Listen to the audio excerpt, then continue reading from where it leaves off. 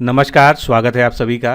Are की परीक्षा बहुत ही नज़दीक है और ऐसे में मैं आपके लिए एक फुल हिंदी का मॉक टेस्ट लेके आया हूँ। इसमें आप जो है 60 प्रश्न पूरे पूरे जिस तरह से आपको एग्ज़ाम में मिलने वाले हैं, और मेरा प्रयास है कि 1 घंटे में आपका एग्ज़ाम होता है तो 1 घंटे में ही आप इसको हल करें। व्याख्या मैंने बहुत ज़्यादा नहीं रखी है, लेकिन व्याख्या बताना भी ज़रूरी है जिससे आपके मन में कोई भी कन्फ्यूजन किसी प्रश्न के लिए ना रह जाए, क्योंकि अगर आखिरी समय में आपके मन में कोई कन्फ्यूजन रह जाएगी तो परीक्षा में आपके लिए वो अच्छा नहीं होगा। इसलिए व्याख्या भी करेंगे और प्रश्न के लिए आपको समुचित समय दूंगा। मैं हर प्रश्न पे आपको 1 मिनट का समय पूरा सोचने के लिए मिलेगा। आप इसको अगर ऑनलाइन देख रहे हैं, मतलब प्रीमियर में देख रहे हैं, या आप ऑफलाइन देख रहे हैं, दोनों ही तरीके से आप इसको सॉल्व कर सकते हैं। और सबसे पहले आप एक कॉपी और पेन ले लीजिए, साथ ही साथ जो है आप अपना आंसर जो है लिखते चलिएगा। ये आप ईमानदारी से अगर अपने आप को जज करेंगे तो इसका आपको लाभ मिलेगा। क्योंकि अभी तक निगेटिव मार्किंग है इसमें, तो इसमें निगेटिव मार्किंग का भी ध्यान रखिएगा कि निगेटिव मार्किंग है, इसलिए आप जो है क्वेश्चन को अपने मन से स्किप भी कर सकते हैं। जिस तरह से आपने एग्ज़ाम के लिए प्लानिंग की है कि अगर 60 प्रश्न आपके सामने हैं तो आप कम से कम तो 50 प्रश्न आप हल ही करेंगे, जिससे आप अच्छा स्कोर कर सकें। लेकिन ये हिंदी है इसलिए आप 50 से भी ज़्यादा आराम से स्कोर कर सकते हैं अगर आपने इसमें अच्छी तैयारी की है। और चाहें तो लास्ट में आप जो है वीडियो में कमेंट में आप बता सकते हैं कि आपने कितना स्कोर किया है आफ्टर माइनस मार्किंग। और अगर आप 45 प्लस स्कोर कर रहे हैं तो समझ लीजिए आप बहुत ही अच्छा जो है कर रहे हैं, क्योंकि ये बिल्कुल बैलेंस्ड पेपर है। इसमें आपको टफ क्वेश्चंस भी मिलेंगे, आसान क्वेश्चंस भी मिलेंगे, हर तरह के क्वेश्चन आपको देखने को मिलेंगे। तो अगर आप तैयार हैं तो चलिए शुरू करते हैं। पहला प्रश्न आपके सामने है,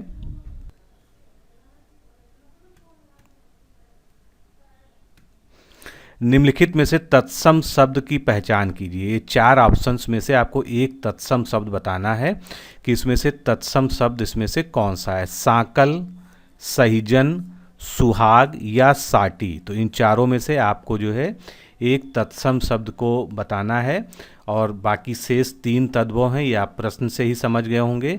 तो इसमें से सही उत्तर क्या है, जल्दी से आप इसको नोट कर लीजिए, मैं आपको सही उत्तर बताने जा रहा हूँ।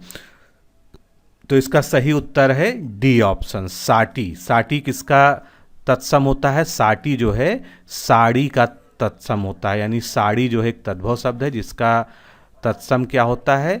साटी होता है। बाकी अन्य विकल्पों को भी देख लेते हैं। सांकल की हमने बात की थी, तो सांकल का तत्सम क्या होता है? श्रृंखला होता है। सहीजन का शोभांजन होता है, और सुहाग का क्या होता है? सौभाग्य होता है। इसके अलावा कई सारे हमारे पास और उदाहरण हैं। लोभ का लुब्ध, लोढ़ा का लोष्ठ, लोग का लोक, रस्सी का रश्मि या रस्सू, रचन का रचना, रंजन का रंगना, रक्तिका का रत्ती, रुपया का रुपया, मैहर या नैहर का मातृग्रह, मौसा का मातृ स्वस्पति, मैल का मल, लटकना का लटन, मानिक का माणिक्य। चलिए दूसरे प्रश्न के लिए तैयार हो जाइए। बिल्कुल यहाँ पर आपके सामने 6 शब्द हैं, तो इसमें से कौन से तत्सम है, कौन से तद्भव हैं, और उसको आपको छांट कर इस क्रम में नीचे जो है सजाना है। तत्सम को जो है एक तरफ आपको लिखना है, तद्भव को एक तरफ लिखना है। तो आप 1 मिनट का अपना पूरा समय ले लीजिए। अगर ऑफलाइन आप देख रहे हैं वीडियो को, तो आप वीडियो को पॉज कर सकते हैं। अच्छे से सोचिए जो है कि इसमें तत्सम शब्द 3 कौन से हैं जिनको आपको एक तरफ करना है, और तद्भव शब्द कौन से हैं 3 जिनको आपको एक तरफ करना है।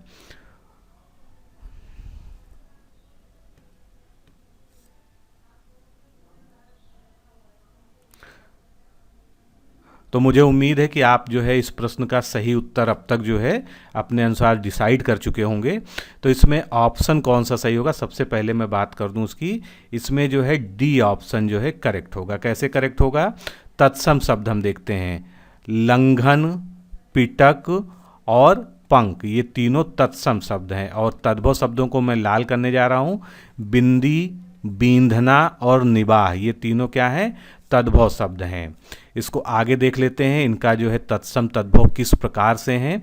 तो बिंदी का तत्सम क्या होता है? बिंदु होता है। बींधना का वेधन होता है। निबाह का निर्वाह होता है। ये तद्भव वाले हैं, इनका तत्सम हो गया। अब तत्सम जो थे उनका तद्भव भी पता होना चाहिए आपको। लंघन का नाघना, पिटक का पिटारा, पंख का पांक। आगे चलते हैं, तीसरा प्रश्न, तैयार हो जाइए इसके लिए। तो निम्नलिखित तत्सम तद्भव युग्मों पर विचार कीजिए। दो युग्म दिए हैं तत्सम और तद्भव के, यानी तद्भव और तत्सम, तद्भव पहले लिखा है, तत्सम उसके बाद लिखा है। अब हमको करना क्या है, इसमें कौन से सही हैं कौन से गलत हैं, विकल्प के अनुसार हमको उत्तर देना है। तो आपके पास समय है, 30 सेकंड आपका बचा हुआ है, आप इसको आराम से जो है सोचकर इसका उत्तर दीजिए कि मोर का जो है तत्सम मयूर होता है कि नहीं होता है, टूटना का त्रुट्यते होता है कि नहीं। तो इसमें कौन सा सही होगा, इसमें विकल्प जो है सही होगा बी, केवल 2 सही है। टूटना एक तद्भव शब्द है जिसका तत्सम त्रुट्यते होता है, लेकिन मोर का मऊर नहीं होता है। मोर का आप लोग जानते हैं क्या होता है, मोर का तत्सम होता है मयूर, और टूटना का त्रुट्यते सही था। जल्दी से कुछ एग्जाम्पल्स देख लेते हैं। झोंटा का जूट होगा, जोधा का योद्धा हो जाएगा तत्सम, फिर झावा का झामक हो जाएगा, झरोखा का जालक या गवाक्ष, जौ का यव, दूसरा का द्विश्रित, दूना का द्विगुण, जोड़ा का युक्त, पूरा का पूर्ण, पूछना का तत्सम पृच्छन, जानना का ज्ञान, और फांसी का पासिका। चलिए अगला प्रश्न देखते हैं, आपकी स्क्रीन पर है अगला प्रश्न, चौथा प्रश्न। इसमें 4 कथन दिए हैं, कौन से कथन सही नहीं है। ध्यान दीजिएगा, इसमें हमको नहीं बताना है, जल्दबाजी में कोई भी गलती मत कीजिएगा। कौन सा इसमें सही नहीं है ये हमको बताना है। इसमें क्या कहा गया है, एक एक करके देखते हैं। मक्खी शब्द का तत्सम रूप माक्षी होता है कि नहीं होता है। हल्दी शब्द का तत्सम हरद्रिका होता है कि नहीं होता है। हुलास का तत्सम उल्लास, और नारियल का नारिकेल। यानी चारों में हमको तत्सम और तद्भव इसका बताना है। चारों के ऑप्शन उसी में जोड़े बना के दिए हुए हैं। तो आपने अगर कर लिया हो तो मैं इसका सही उत्तर दूं, जल्दी से आप इसमें अपना आंसर जो है नोट कर लीजिए। तो अब दोस्तों इसका सही उत्तर देने की बारी आ गई है। सही उत्तर इसका क्या होगा, इसका सही उत्तर होगा सी, 1 और 2 गलत हैं। मक्खी का माछी नहीं होता है, हल्दी का हरद्रिका नहीं होता है, हुलास का उल्लास होता है, और नारियल का नारिकेल होता है। अब जो गलत वाले हैं उनको देख लेते हैं। मक्खी का जो है क्या होता है, मक्षिका होता है, और हल्दी का हरिद्रा होता है। कुछ अन्य महत्वपूर्ण तत्सम तद्भव देख लेते हैं। जनेऊ का यज्ञोपवीत, ढाक और पलास का आषाढ़क होता है। जंगला, जो हम लोग खिड़कियों में जंगला बोलते हैं, उसका वातायन, गला का ग्रीवा, गलना का गलन, क्यारी का केदारिका, तोंद का तत्सम तुंद, तुझ का तुभ्यम, गाड़ी का गर्त, और घूंघट का गुंठन, तकुआ का तर्कु, तीखा का तीक्ष्ण, स्थिरता का स्थिरता, घोड़ा का घोटक, कोश का क्रोश, गाभिन का गर्भिणी, के का कृत्य या कार्य, और कुम्हाड़ा का कुष्मांड। चलिए अगला प्रश्न आपके सामने आ गया है। ये प्रश्न है हमारा 5वां प्रश्न। तो 5वें प्रश्न में हमको क्या करना है, तत्सम तद्भव के जोड़े दिए गए हैं और कौन से सही जोड़े हैं ये हमको पहचानना है। तो तत्सम तद्भव के कौन कौन से जोड़े इसमें सही हैं ये हमको पहचानना है। आप चाहें तो वीडियो को पॉज भी कर सकते हैं अगर आपको लगता है कि आपको समय कम मिल रहा है, लेकिन सोच विचार कर इसका उत्तर आपको देना है। तो सही जोड़े कौन कौन से हैं, मृच्छण का मक्खन, दर्शन का दर्शन, वृक्क का भेड़िया, वानर का बांदर, अकार्य का काम, द्विशाखिका का बैसाखी। इन 6 में से आपको सही कौन कौन से हैं वो बताने हैं। विकल्प चारों आपके सामने नीचे दिए हुए हैं। तो एक एक करके चलिए चेक करते हैं, आपको सही उत्तर भी बता देते हैं। सबसे पहले हम बात करते हैं मृच्छण और मक्खन, बिल्कुल सही है। तत्सम और तद्भव की जोड़ी ये बिल्कुल सही है, यानी पहला जो है सही है। उसके बाद हम बात करते हैं वृक्क का भेड़िया होता है, तो 5वां भी सही हो गया। और द्विशाखिका का वैसाखी होता है, यानी केवल 3 ऐसे जोड़े हैं जो सही हैं। सी ऑप्शन हमारा यहाँ पर करेक्ट होगा। वानर का बांदर नहीं होता, कार्य का काम नहीं होता, दर्शन का दर्शन नहीं होता है। अब जो गलतियाँ थी उसको सुधार लेते हैं। वानर का बंदर होता है तद्भव, दर्शन का दर्शन इस तरह से लिखा जाता है, और अकार्य का अकाज लिखा जाता है। कुछ महत्वपूर्ण और तत्सम तद्भव देख लेते हैं। पिषण या पिषण का पिसन, प्रापण का पाना, पत्रिका का पाती, नवाशिति का नवासी, दुग्ध का दूध, ये सभी तद्भव हैं। प्रपोत्ति का परपोत्री और प्रतनु का पतला। इधर जितने भी हैं ये क्या हैं, तद्भव शब्द हैं। दृष्टिका का दाढ़ी, दृष्टा का दाढ़, गवाक्ष का झरोखा, झटिति का झट, दुर्लभ का दूल्हा, ये सभी इधर जो है जो तद्भव शब्द दिए हुए हैं। चलिए छठा प्रश्न आपका सामने आ गया। छठा प्रश्न देख लेते हैं, कौन सा कथन इनमें से सही नहीं है। अभी तत्सम तद्भव ही चल रहा है हमारा। चारों कथन आपके सामने हैं, अपना समय ले लीजिए। आपको 1 मिनट का मैं समय हर प्रश्न में दे रहा हूँ। धरित्री, धरित्री का तद्भव रूप धरती, शमश्रु का अश्रु, अटारी का तत्सम शब्द नहीं होता है और जलद तत्सम शब्द है। अटारी जो है तत्सम शब्द नहीं है, ये कहा गया है सी में, और डी में कहा गया है जलद तत्सम शब्द है। तो इसमें कौन सा कथन सही नहीं है हमको ये बताना है। तो धरित्री का धरती होता है, नो डाउट, बिल्कुल सही है ये।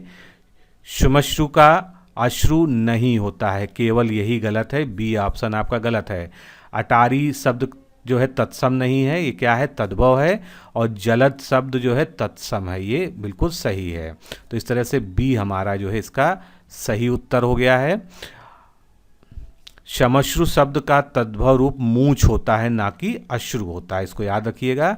कुछ और जो है जल्दी जल्दी से देख लेते हैं। यौवन का तद्भव क्या हो जाएगा, जोबन, युक्त का जोड़ा, यादृश्य का जैसा, जिव्या का जीव, पुत्तलिका का पुतली, पद्राति का पैदल, पिप्पल का पीपल, नकुल का नेवला, वापी का वावड़ी, पुरुषार्थ का पुरुषारथ, लवण का नोन, जम्बुल का जामुन, द्वानवति का 92, यत्र का जहाँ, यम का जम, यदा का जब। चलिए 7वां प्रश्न भी आपके सामने आ गया है।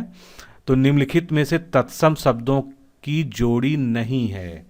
कौन से शब्द ऐसे हैं जो तत्सम नहीं है, यानी उसमें केवल तद्भव तद्भव होंगे, ऐसे शब्द कौन से हैं।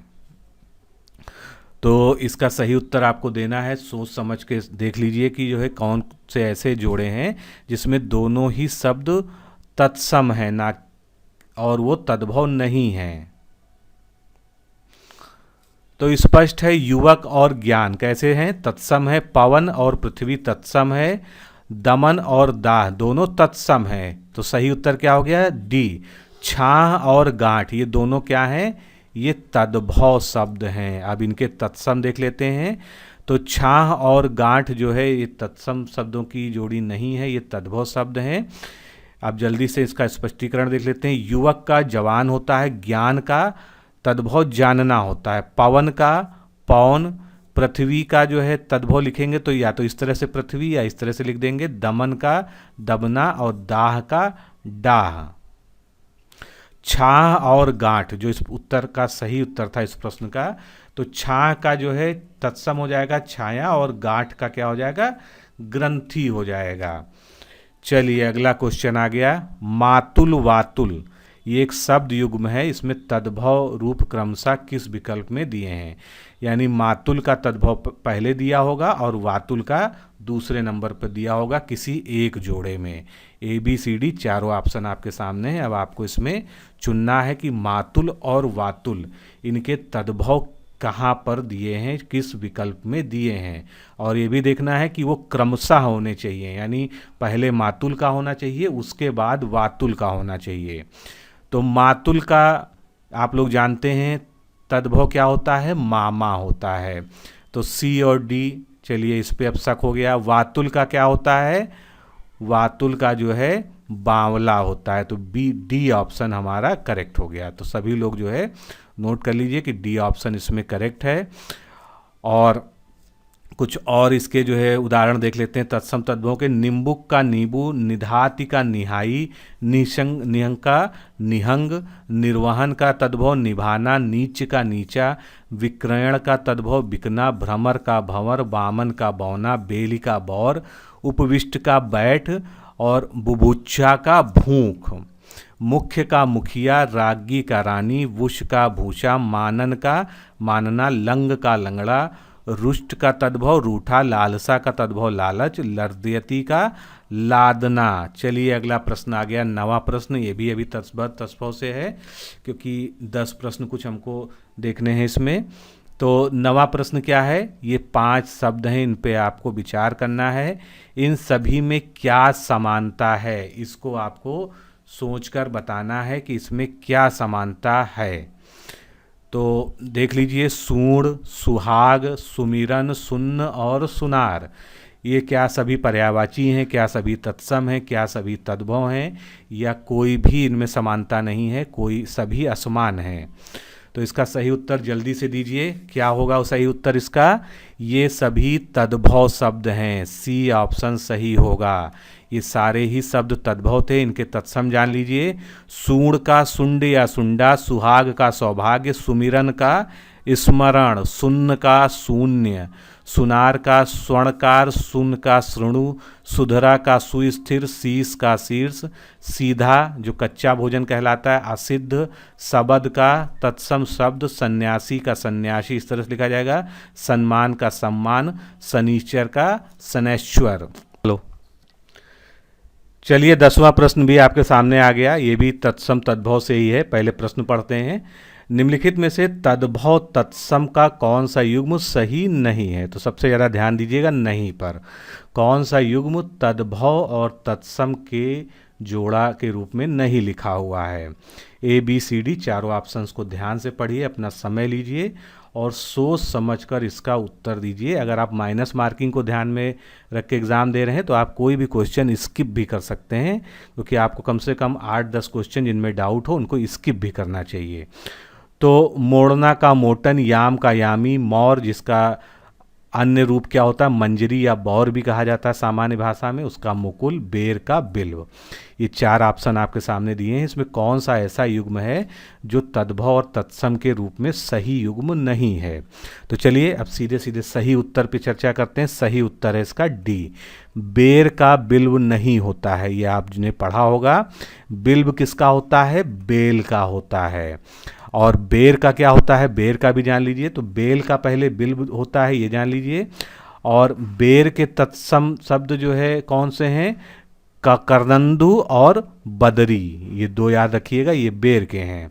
कुछ और उदाहरण फटाफट देख लेते हैं। पीछे का, पश्चात, पाप का तत्सम पातक, पातुर या पातुरी का पातिली, पाठा का पुष्ट, परसों का परश्व, पराठा का परपट, पल्ला का पल्लव, पहनना का परिधान, पांचा का पंच, पसीना का प्रस्वेद, दूना का द्विगुण, दूसरा का द्विश्रुत, देश का देश, पछतावा का पश्चाताप, पक्षी का पक्षी, पतोहू का पुत्र वधू। चलिए 11वां प्रश्न आ गया है। अब जो है पर्यायवाची से प्रश्न शुरू हो गए हैं। तो 11वां प्रश्न आपके सामने है स्क्रीन पर, पढ़िए इसको ध्यान से। निम्नलिखित दिए गए विकल्पों में से एक शब्द राजा का पर्यायवाची नहीं है, उसे चयनित करना। राजा का कौन सा पर्यायवाची नहीं है इसमें से, इसको आपको छांटना है। राव, गोपा, पार्थिव या अवनीश, इनमें से कौन सा एक राजा का पर्यायवाची नहीं है। इसके लिए आपको राजा के पर्यायवाची भी पता होना चाहिए, जरूरी है, तभी आप इस प्रश्न का सही उत्तर दे पाएंगे। तो इसमें से राजा का पर्यायवाची कौन सा नहीं है, बी ऑप्शन हमारा करेक्ट होगा, गोपा। गोपा जो है राजा का पर्यायवाची नहीं है, किसका होता है, ये यशोधरा का होता है। बाकी राव, पार्थिव और अवनीश ये सभी किसके हैं, राजा के पर्यायवाची हैं। चलिए थोड़ा सा इसका डिस्क्रिप्शन देख लेते हैं। गोपा जो है राजा का पर्यायवाची नहीं है, ये यशोधरा का पर्यायवाची है। और राजा के ही समान सभी अन्य पर्यायवाची शब्द यूज होते हैं जो राव, पार्थिव और अवनीश थे। अब राजा के कई सारे और पर्यायवाची हैं, नृप, महीत, नरेंद्र, नृपति, भूपाल, अवनिपति, पार्थिव, महीपाल, नरेश, भूप, भूपति, अहिपति, महीपति, महीश, छोड़ु, छितपति, अधपति। और इसके अलावा बहुत सारे मैंने पर्यायवाची आपके सामने और लिख रखे हैं, इसको आप जो है पाउस करके पढ़ लीजिएगा।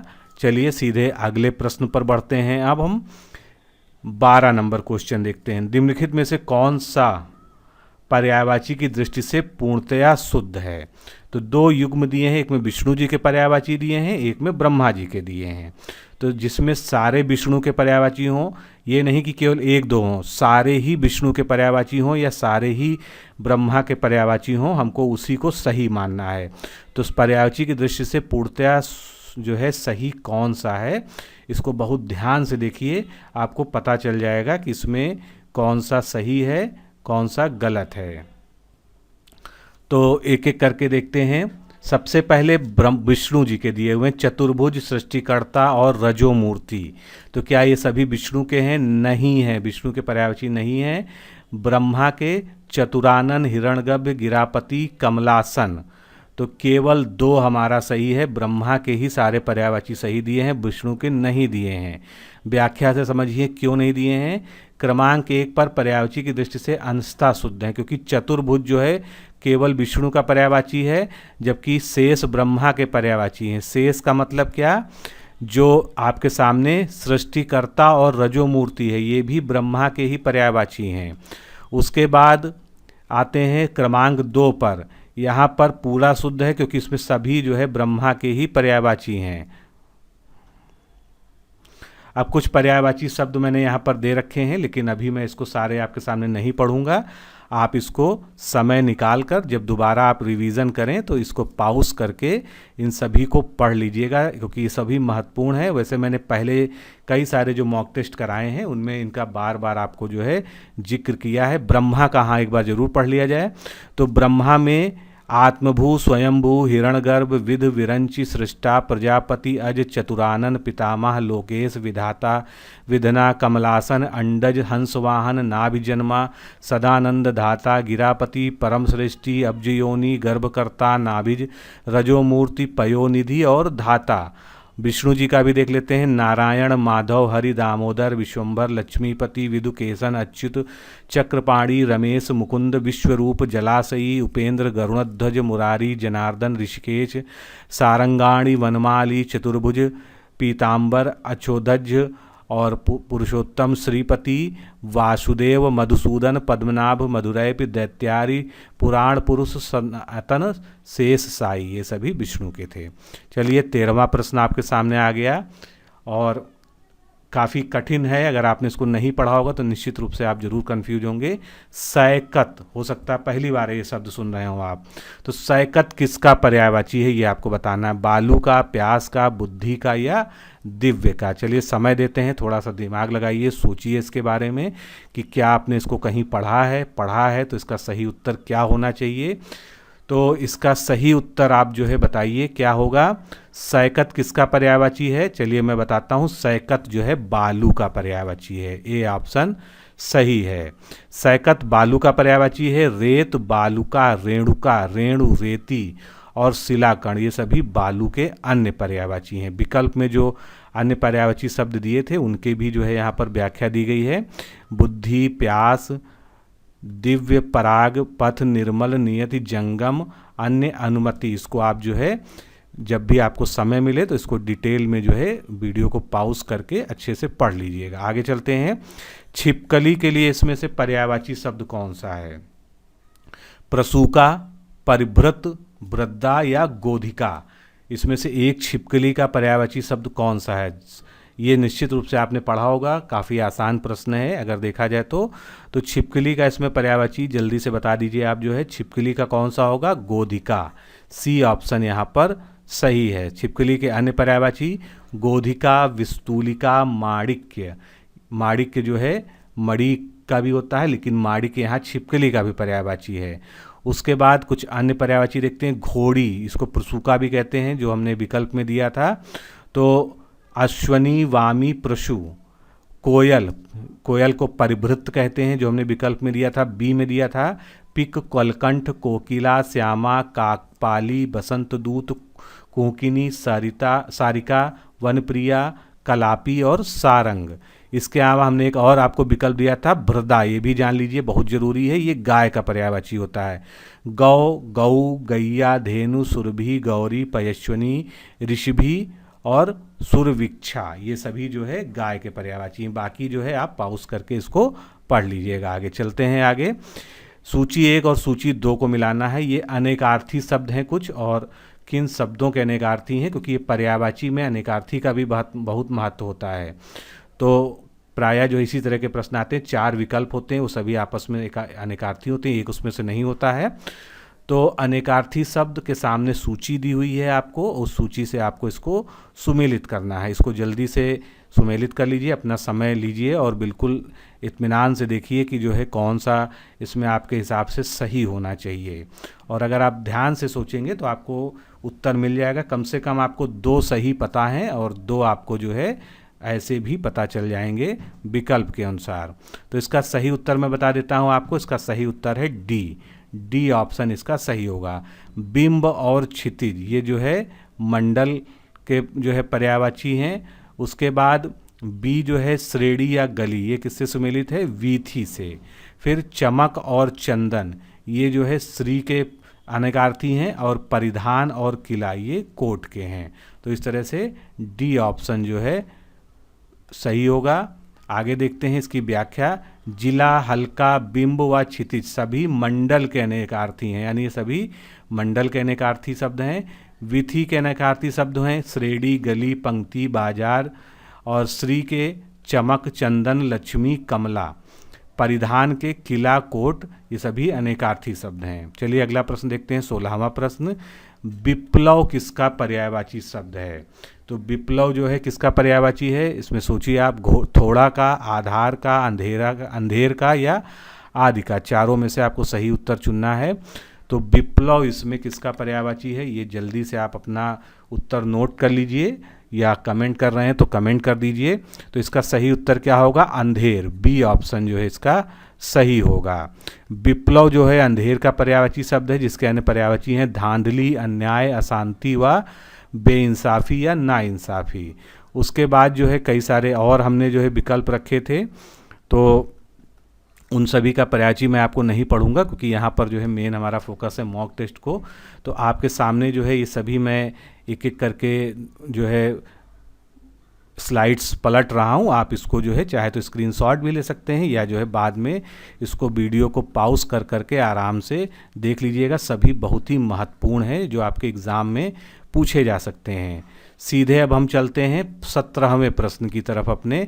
पर्यायवाची की दृष्टि से एक विकल्प इसमें अशुद्ध है। कौन सा इसमें विकल्प जो है एक अशुद्ध है, यानी सारे ही जो है एक ही शब्द के पर्यायवाची होने चाहिए एक विकल्प में। तो ये सभी जो है कौन सा अशुद्ध है हमको ये बताना है इसमें। तो इसमें जो है मैं आपको सही उत्तर सीधे सीधे बता देता हूँ। थोड़ा सा टफ क्वेश्चन है निश्चित रूप से, और अगर आपको नहीं पता है और आप माइनस मार्किंग का एग्ज़ाम दे रहे हैं तो आपको इस तरह के प्रश्नों को जरूर स्किप कर देना चाहिए जहां पर आप जो है सही डिसीजन सही तरीके से नहीं ले पा रहे हैं। तो इसमें सही उत्तर क्या होगा? डी। काव्याद, छायानाथ और स्वप्नोत्सुक ये जो है आपस में कोई भी शब्द एक दूसरे के समानार्थी नहीं हैं। बाकी सभी एक दूसरे के समानार्थी हैं। जैसे कि उदाहरण अगर देखें तो मेघ, पुष्प, पात और अप ये सभी किसके हैं? जल के पर्यायवाची हैं। आगे चलते हैं, भी मैं एक एक का सबका क्लियर कर देता हूँ आपको। तो मेघ, पुष्प, पात व अप ये सभी जल के पर्यायवाची हैं। जल के बहुत सारे पर्यायवाची और हैं, नीर, सलिल, अम्बु, तोय, उदक, वारी, पय, जीवन, पुष्कर, सारंग, रस, क्षीर, घनरस, वसु, अम्ब, संबर, अमृत, पानी। और विकल्प बी को देख लीजिए, नोचगा, रजवती और सरी ये किसके पर्यायवाची हैं? ये सभी नदी के पर्यायवाची हैं। तो नदी के अन्य पर्यायवाची शब्द क्या हैं? निम्नगा, कूलंकसा, सरिता, धुनी, आपगा, सरिता, सरकरी, तटनी, प्रवाहिनी, निर्झड़ी, जलमाला, तरंगिणी, शैवालिनी और स्रोतस्वनी। और विकल्प सी में दिए सभी शब्द जो है जो कौन थे? सार्गेस, पासी और प्रचेता ये किसके हैं? वरुण के पर्यायवाची हैं। इसको ध्यान दीजिएगा, ये सभी वरुण के पर्यायवाची हैं। तो वरुण के जो, और उसके बाद विकल्प डी की बात कर लेते हैं। तो विकल्प डी में तीनों शब्द आपको दिए गए थे। कव्याद, सबसे पहले कव्याद की बात करते हैं, चाहे इसको नोट कर लीजिएगा। कव्याद जो है सिंह का पर्यायवाची है। छायानाथ ये जो शायद आप जानते होंगे सूर्य का है। वह स्वप्नोत्सुक किसका है? सांप का या सर्प का पर्यायवाची है। इसके बाद सिंह के पर्यायवाची हमने अलग से दे दिए हैं, सूर्य के यहाँ पर दे दिए हैं, सर्प के भी दे दिए हैं। आप जो है वीडियो को पॉज करके इसको पढ़ सकते हैं। आगे चलते हैं, अगला प्रश्न देखते हैं। ही व हरिण क्रमशः किसके पर्यायवाची हैं? अब इसमें दो को एक साथ आपको डील करना है, एक साथ दो पर्यायवाची शब्द दिए हुए हैं। तो हीय व हरिण, अगर ध्यान से देखेंगे तो हीय किसका होता है, हृदय का होता है, इतना तो आप जानते हैं। दूसरा सोच लीजिए हरिण किसका होता होगा, तो हरिण जो है हिरन या मृग का होता है। तो ए ऑप्शन हमारा करेक्ट हो गया। हृदय और मृग इसके क्रमशः पर्यायवाची शब्द हो गए। हृदय के अन्य पर्यायवाची हैं छाती, वक्ष, वक्षस्थल, हीय, उर, सीना। मृग के कुरंग, चमरी, सारंग, कृष्णसार और तृणजीवी। उसके बाद महत्वपूर्ण पर्यायवाची शब्द और आपके सामने हैं, इसको आप आराम से नोट कर लीजिएगा या पढ़ लीजिएगा, स्क्रीनशॉट ले लीजिएगा, लेकिन एक बार इसको देख जरूर लीजिएगा। 19वें प्रश्न पे आते हैं, मंगलमुखी का पर्यायवाची शब्द इसमें से कौन सा है। मंगलमुखी, तो मंगलमुखी किसका पर्यायवाची शब्द है, इसमें आप देख सकते हैं, लग रहा है देखने में जैसे स्त्री के पर्यायवाची शब्द हैं, लेकिन वो गलत हो जाएगा। मंगलमुखी किसका है, वारांगना का पर्यायवाची शब्द हैं। अब ये वारांगना शब्द अगर नहीं जानते हैं तो आप यहाँ पर परिचित हो जाइए। मंगलमुखी तथा वारांगना दोनों ही शब्द जो है वेश्या के पर्यायवाची हैं, जबकि कामिनी स्त्री का, रूप राशि सुंदरी का और वल्लभा प्रिया का पर्यायवाची शब्द है। तो ये सभी जो है पर्यायवाची हो गए। और इसके बाद महत्वपूर्ण पर्यायवाची शब्द आगे आपको और दिए हुए हैं, आप इसको जो है बाद में देख लीजिएगा। अगला प्रश्न चलते हैं, कौन सा शब्द शाश्वत का पर्यायवाची नहीं है। अब यहाँ पर इसी तरह के प्रश्न जो है थोड़ा सा फंसाने वाले होते हैं। शाश्वत का नहीं है ये बताना है आपको, यानी 3 इसमें से शाश्वत के पर्यायवाची हैं, सर्वकालिक, अक्षय, मित्य और सित। तो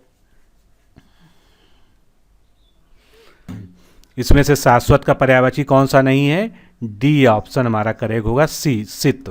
सित जो है शाश्वत का पर्यायवाची नहीं है। सित जो है किसका पर्यायवाची है, सित जो है शुक्ल का पर्यायवाची है। सित जो है शुक्ल का पर्यायवाची। शुक्ल के अन्य पर्यायवाची कौन से हैं, उजला, धवल, सफ़ेद, औदात और धौला। उसके बाद सर्वकालिक, अक्षय और सनातन, जो हमने प्रश्न में भी देखा, ये सब, और नित्य, ये सभी किसके हैं, शाश्वत के पर्यायवाची शब्द हैं। चलिए 21वां प्रश्न देखते हैं आज के इस मॉक टेस्ट का। अनेक शब्दों के लिए एक शब्द, ये थोड़ा सा आपको हिंदी में आसान लगता है, सभी को आसान लगता है। तो इसमें 4 ऑप्शन आपके सामने दिए हुए हैं। कौन सा जो है अनेक शब्दों के लिए एक शब्द का युग्म गलत है। गलत यानी गलत वाला ही आपको इसमें से पहचानना है। चारों में से जो है एक गलत है, वो कौन सा है ये आपको बताना है। जो इंद्रियों को वश में कर ले, इंद्रिय निग्रहवान। उसके बाद अगहन व पूस में पड़ने वाली ऋतु हेमंत। आड़ या पर्दे के लिए रथ या पालकी को ढकने वाला कपड़ा पोहार।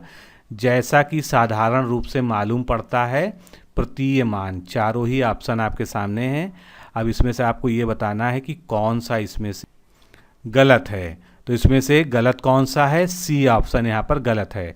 आड़ या पर्दे के लिए रथ या पालकी के ढकने वाले कपड़े को पोहार नहीं कहते हैं। क्या कहलाता है वो, ओहार कहलाता है। ओहार ये कहलाता है, ना कि पोहार। कुछ महत्वपूर्ण वाक्यांश के लिए एक शब्द नीचे देख लेते हैं। जैविक प्राणियों में अपक्रियाओं को घटाने बढ़ाने वाला तत्व कौन सा है, हार्मोन है। जिसने प्रतिष्ठा प्राप्त कर ली हो वो लब्ध प्रतिष्ठ। जिसने ना बोलने का व्रत लिया हो मौन व्रती। जिससे बढ़कर ऊंचा कोई ना हो उच्चतम। जिसको जानते हो परिचित। जिसकी सीमाएं हो ससीम। जिसकी एक ही आँख हो एकाक्ष। जिसके मन में ईर्ष्या न हो निर्मत्सर। जिसकी प्रताड़ना की गई हो प्रताड़ित। और जिसकी मापतौल हो सके परिमेय। चलिए अगला प्रश्न आ गया, जिसके सिर पर बाल ना हो। बहुत ही आसान है, इसके लिए एक शब्द कौन सा है ये आपको इसमें बताना है। इसमें एक से अधिक भी ऑप्शन सही हो सकते हैं, क्योंकि डी में क्या दिया हुआ है, बी और सी। लेकिन आप सोच के बताइए कि जिसके सिर पर बाल ना हो अर्थात गंजे के लिए जो है कौन सा शब्द यहाँ पर बिल्कुल सही है, फिट बैठ रहा है। तो वो ऑप्शन आपका सही कौन सा होगा, इसका निश्चित रूप से आप उत्तर दे चुके होंगे। इसका सही उत्तर है खलवाट। सी ऑप्शन जो है इसका सही है। तीनों ऑप्शंस पे विचार करते हैं। गलितांग किसके कहते हैं, जिसके अंग प्रत्यंग गल गए हों। छिड़ार्थ जिसकी संपत्ति नष्ट हो गई हो। और खलवाट जिसके सिर पर बाल ना हो। गंजा भी इसी वाक्य के लिए प्रयुक्त होगा। चलिए अगला प्रश्न देखते हैं, 23वां प्रश्न। अब इसमें 2 युग्म दिए हुए हैं, इसमें से कौन से युग्म सही हैं? पहले हमेशा प्रश्न में ये पढ़ा करिए कि पूछा क्या गया है, सही पूछा गया है कि गलत पूछा गया है। तो कौन से युग्म इसमें सही हैं ये आपको बताना है। दोनों को ध्यान से पढ़िए और कौन सा सही है कौन सा गलत है इस पर तुरंत आप जो है निर्णय ले लीजिए। आपके पास समय है, उस समय का सही उपयोग करिए और आपने जो पढ़ा है उसको यहाँ पर अप्लाई करके देखिए। तो जिसे पूर्ण कार्य हेतु प्राण दिया हो, विश्वात्मा, नहीं, गलत है। जैन धर्म में सूर्यास्त से पहले का भोजन प्रथयुग, गलत है। दोनों ही गलत है, ना तो एक सही है ना तो दूसरा सही है। क्यों नहीं सही है इसको समझ लीजिए। जिसने पूर्ण कार्य हेतु प्राण दिए हों उसको हुतात्मा कहते हैं, ना कि विश्वात्मा। और जैन धर्म में सूर्यास्त से पहले जो भोजन होता है उसको अथऊ कहते हैं, ना कि प्रथऊ। तो यहाँ पर अथऊ शब्द का प्रयोग होना चाहिए।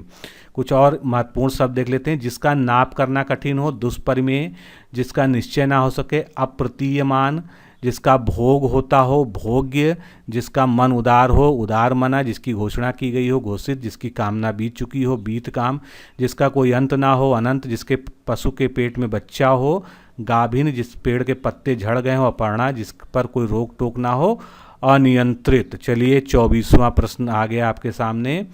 कौन सा विकल्प ठीक ढंग से सुमेलित है, यानी एक ही इसमें सुमेलित होगा, ये भी ध्यान दीजिए। और वो कौन सा है ऑप्शन, उसको आपको पता लगाना है। 1 मिनट का समय है आपके पास। कौन सा इसमें सही सुमेलित है? साहित्य से संबंध रखने वाला, लेखक। जो बहुत बातें करता हो, वचनीय। वह स्त्री जिसके पति ने त्याग दिया हो, उल्टा। किसी बात या भाव को प्रकट करने की इच्छा, अभिप्रेत। इसमें से कौन सा सही है, सही ढंग से सुमेलित है? क्योंकि 3 इसमें गलत हैं। तो चलिए अब सही उत्तर देने की बारी आ गई। समय आपका जो है समाप्त हुआ। ए गलत है, बी गलत है, सी गलत है। सही क्या है? डी। किसी बात या भाव को प्रकट करने की इच्छा क्या कहलाती है? अभिप्रेत कहलाती है। बाकी का देख लेते हैं। साहित्य से संबंध रखने वाला, साहित्यिक। जो बहुत बातें करता हो, बहुभाषी या वाचाल भी इसके लिए शब्द आता है। और बहुभाषी भी, और बहुभाषी उसके लिए भी आएगा जो बहुत सारी भाषाएं बोल लेता हो। और वह स्त्री जिसके पति ने त्याग दिया हो, उसके लिए एक शब्द क्या है? परित्यक्ता, ना कि कुल्टा। चलिए अगला प्रश्न देखते हैं। 25वां प्रश्न आपके सामने आ गया है। कौन सा विकल्प सही सुमेलित है, यानी एक ही विकल्प इसमें भी सही सुमेलित है, वो कौन सा है? जीविका कमाने की इच्छा, जिजीविषा। हर काम को देर से करने वाला, विलंबी। जिसके समान दूसरा ना हो, अप्रतिम। अनुशासनात्मक कार्रवाई की प्रक्रिया के फलस्वरूप पद से नीचे उतार देना, पदावधि। चारों ही ऑप्शन में एक ही सही है। अनेक शब्दों के लिए एक शब्द। कौन सा सही है जल्दी से सोच के बता दीजिए। तो इसमें से सही उत्तर मैं बताने जा रहा हूँ। चलिए सही उत्तर बताते हैं। सी ऑप्शन इसका सही होगा। जिसके समान दूसरा ना हो वो है अप्रतिम। सी ऑप्शन यहाँ पर सही होगा। बाकी सब गलत हैं। सभी का सही वर्जन जान लेते हैं। जीवन जीने की इच्छा को जिजीविषा कहते हैं। हर काम को देर से करने वाला दीर्घसूत्री कहलाता है। अनुशासनात्मक कार्यवाही की प्रक्रिया के फलस्वरूप पद से नीचे उतारना को पदावनति कहते हैं। पदावनति यानी पद से नीचे का पद दे देना, जिसको हम इंग्लिश में डिमोशन कहते हैं। फिर कुछ वाक्यांश के लिए एक शब्द आपके सामने ये दिए जा रहे हैं, इसको आप जो है पॉज करके आगे पढ़ लीजिएगा।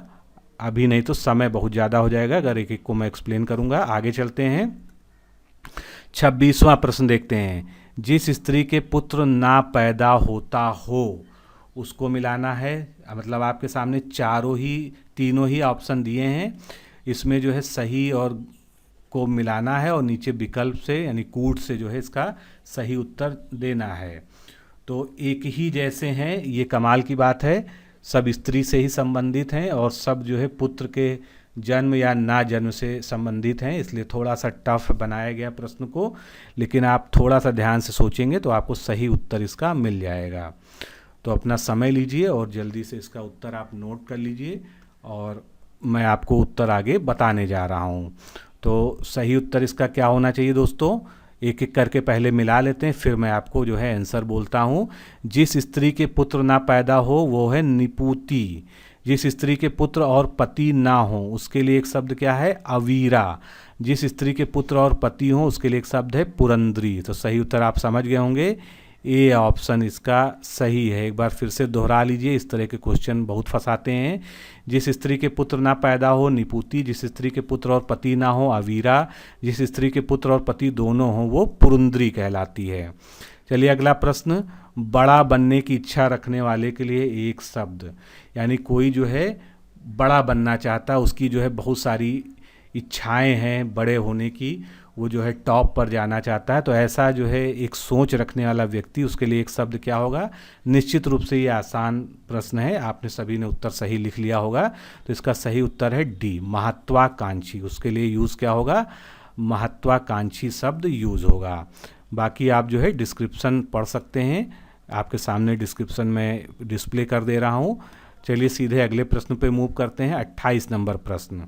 इसमें भी आपको 4 जो है उसी तरह से जोड़े दिए गए हैं, अनेक शब्दों के एक लिए शब्द, और इसमें आपको बताना है कौन कौन से सही हैं, और नीचे ऑप्शन से यानी जो कूट दिया है इससे आपको जो है अपने जवाब को सुमेलित कर देना है, सही उत्तर दे देना है। तो वह कन्या जिसके साथ विवाह का वचन दिया गया हो वाग्बद्ध, जो किसी बात को तुरंत सोच ले कुशाग्र बुद्धि, बिना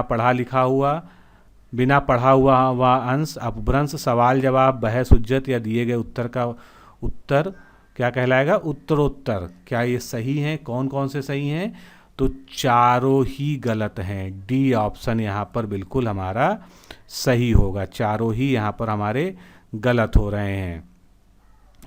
तो सही क्या है, वह कन्या जिसके विवाह का वचन दिया गया है उसको वाग्दत्ता कहते हैं।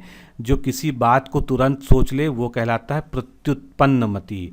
बिना पढ़ा हुआ अंश अपठित होता है। सवाल जवाब, बहस उज्जत या दिए गए उत्तर का उत्तर क्या कहलाता है, प्रत्युत्तर कहलाता है। कुछ और आपके सामने जो है एग्जाम्पल्स हैं यहाँ पर, इसको आप जो है वीडियो को पॉज करके आराम से पढ़ लीजिए, सभी महत्वपूर्ण हैं और इनमें से भी प्रश्न आपको एग्जाम में मिल सकते हैं, इसलिए जो है इनको पढ़ जरूर लीजिएगा। चलिए 29वां प्रश्न देख लेते हैं। वय संधि किस उम्र के लिए प्रयुक्त होता है, यानी दो उम्र के दो अवस्थाओं के बीच की संधि जो होती है उसके लिए एक शब्द दिया है वय संधि। तो वो कौन सी दो अवस्थाएं हैं जिसके लिए ये दिया गया है, इसको आप पढ़िए ध्यान से। बचपन और वृद्धावस्था, बचपन और यौवन, यौवन और वृद्धावस्था, या जन्म से 10 वर्ष तक की उम्र। तो चारों में सही उत्तर हमारा कौन सा होना चाहिए दोस्तों, इसमें सही उत्तर होना चाहिए बी, बचपन और यौवन के जो बीच की संधि होती है उसको वय संधि कहते हैं। अब कुछ और जो है एग्जाम्पल्स आपके सामने यहाँ पर मैंने रखे हैं जो सभी महत्वपूर्ण हैं। जैसे रंगमंच का पर्दा यवनिका कहलाता है, जिसे देखकर रोंगटे खड़े हो जाएं, लोमहर्षक। लोभी स्वभाव वाला लुब्ध या लोभी। फिर उसके बाद ये देखिए, ये भी सभी महत्वपूर्ण है, इसको जरूर आप जो है समय से पढ़ लीजिएगा। आगे चलते हैं, 30वां प्रश्न देखते हैं। 3 वाक्यांश दिए हुए हैं 1, 2, 3 में। अविवाहिता स्त्री वह स्त्री जिसके पति ने दूसरी शादी कर ली हो। तीसरा है दूसरे की विवाहित स्त्री। अब तीनों का जो है क्रमशः जो है आपको ये बताना है कि कौन सा विकल्प सही होगा। तीनों के लिए जो वाक्यांश के लिए एक शब्द आना चाहिए वो किस विकल्प में और क्रम से लिखा है, क्योंकि सभी में एक ही लिखे हैं लेकिन क्रम सही नहीं है। तो कौन से में सही लिखा है और क्रम से लिखा है ये आपको बताना है। तो इसका सही उत्तर जल्दी से सोचकर आप दे दीजिए, आपके पास समय है और बिल्कुल सही सोचिएगा। ये आपने पढ़ा हुआ है, मैंने भी आपको पढ़ाया है कई बार ये सब चीज़ें। तो चलिए सही उत्तर पर चर्चा करते हैं। इसका सही उत्तर क्या है, डी ऑप्शन इसका सही है। अविवाहित महिला अनूढ़ा हो गई, वह स्त्री जिसके पति ने दूसरी शादी कर ली हो अड्यूढ़ा, और दूसरे की विवाहित स्त्री अन्योढ़ा। ये जो है इसका सही उत्तर है। इसको यहाँ पर भी देख लीजिए, अविवाहित महिला अनोढ़ा, वह स्त्री जिसके पति ने दूसरी शादी कर ली हो अड्यूढ़ा, दूसरे की विवाहित स्त्री अन्योढ़ा। चलिए 31वां प्रश्न देखते हैं। अब विलोम शब्द शुरू हो गए, अब थोड़ा आपको राहत मिलेगी, आसान लगेगा आपको कुछ चीज़ों में, क्योंकि विलोम से प्रश्न प्राय आसान होते हैं। तो विलोम में आपके सामने 4 जोड़े दिए हुए हैं प्रश्न नंबर 31 में, और इसमें आपको बताना है कि शुद्ध युग्म कौन से हैं, यानी कौन कौन से युग्म इसमें शुद्ध हैं। और विकल्प आप देख रहे हैं कि 2 ही युग्म इसमें शुद्ध हैं, तीसरा चौथा जो है कोई ना कोई गलत होगा। तो 2 युग्म जो शुद्ध हैं उसको जल्दी से आप सोच के बताइए। टाइम आपका चल रहा है और 1 मिनट के ही अंदर आपको प्रश्न पढ़ने के जवाब देना है, क्योंकि एग्ज़ाम में आपको इतना ही समय मिलता है। एक क्वेश्चन का 1 मिनट, अगर देखा जाए 60 प्रश्न का 60 मिनट मिलता है। तो चलिए सही उत्तर हम देते हैं इसमें जो है आपको।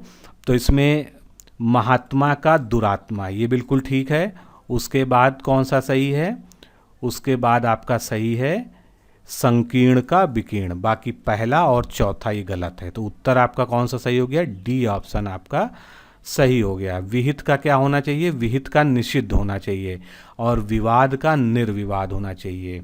बाकी जो है कुछ एग्जाम्पल्स मैंने आपके लिए यहाँ रखे हैं, इसको जो है आप जो है थोड़ा सा पढ़ लीजिएगा। चलिए अगला प्रश्न देखते हैं। विस्तार का विलोम क्या है? बहुत ही आसान प्रश्न है और इस प्रश्न पत्र का सबसे आसान प्रश्न अगर देखा जाए तो विस्तार का विलोम क्या है? संक्षेप। सी ऑप्शन यहाँ पर करेक्ट होगा। इसमें बहुत ज़्यादा आपको समय भी नहीं चाहिए था, बिल्कुल सीधा है। और ये देखिए विस्तार का जो है संक्षेप हो गया। बाकी कुछ जो है आपके सामने एग्जाम्पल्स और मैंने रखे हुए हैं, इम्पॉर्टेंट एग्जाम्पल्स। इसको जो है टाइम से जो है थोड़ा सा पढ़ लीजिएगा समय निकाल कर। जब आप इस वीडियो को रिवाइज करें तब जरूर पढ़ लीजिएगा। 33वां क्वेश्चन देखते हैं। निम्नलिखित में से सही विलोम शब्द का युग्म कौन सा है? चारों में से सही एक ही है, ये आपको इस प्रश्न से समझ में आ गया होगा। और उस सही को ही आपको बताना है कि सही युग्म कौन सा है विलोम शब्द का।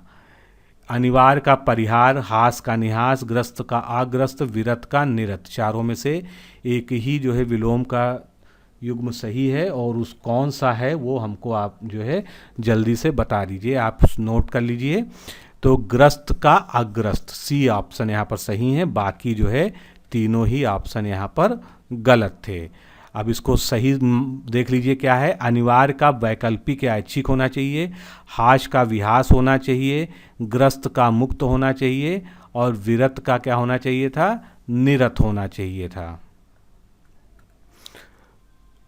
तो ग्रस्त का अग्रस्त भी सही हो जाएगा और यहाँ पर मुक्त भी दिया, एक विकल्प और आपके सामने बढ़ गया है। मतलब आप इसको याद रखिएगा कि ग्रस्त का मुक्त भी होता है और अग्रस्त भी होता है। अब कुछ और विलोम शब्दों के एग्जाम्पल ये आपकी स्क्रीन पे हैं, आप इसको जो है आराम से रोक के पढ़ लीजिएगा। चलिए आगे बढ़ते हैं। 34वां प्रश्न देखते हैं। यौवन का विलोम नीचे दिए गए विकल्पों में से कौन सा है? ये भी काफ़ी आसान प्रश्न है। यौवन मतलब क्या होता है? जवानी होती है।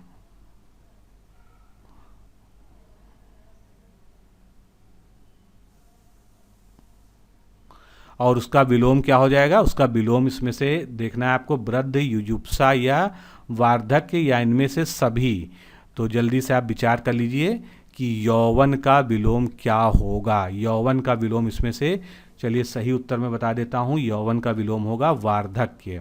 बी ऑप्शन सही होगा। वृद्ध कितने लोगों ने लगाया है? थोड़ा सा सोच लीजिए। वृद्ध का लिए क्या होता है?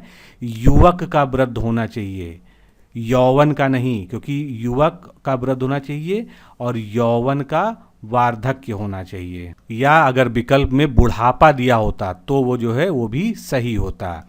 चलिए इसको और क्लियर कर लीजिए। यौवन का उपयुक्त विपरीतार्थक शब्द वार्धक्य या बुढ़ापा होगा, जबकि युवा का जो है वृद्ध होगा या युवक का वृद्ध होगा और युयुप्सा का जो है मैत्री होगा। तो ये सब जो है याद रखिएगा। बहुत ही विलोम में भी छोटी छोटी सी बारीकियां हैं जो आपको याद रखनी चाहिए। और ये कुछ और एग्जाम्पल्स हैं, इनको ज़रूर देख लीजिएगा। चलिए 35वां प्रश्न देखते हैं हम।